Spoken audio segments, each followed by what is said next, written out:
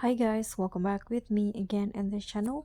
On today's video, I'm going to show you how you can apply the negative mask effect to your clips in the CapCut mobile.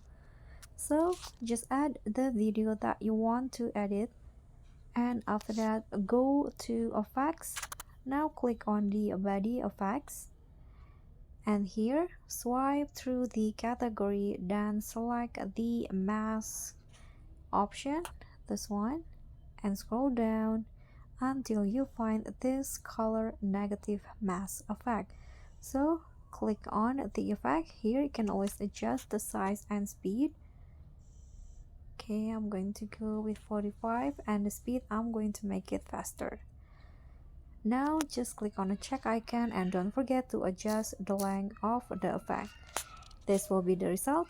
Thank you so much for watching. Don't forget to like, comment, and subscribe. Also click on thanks. Bye.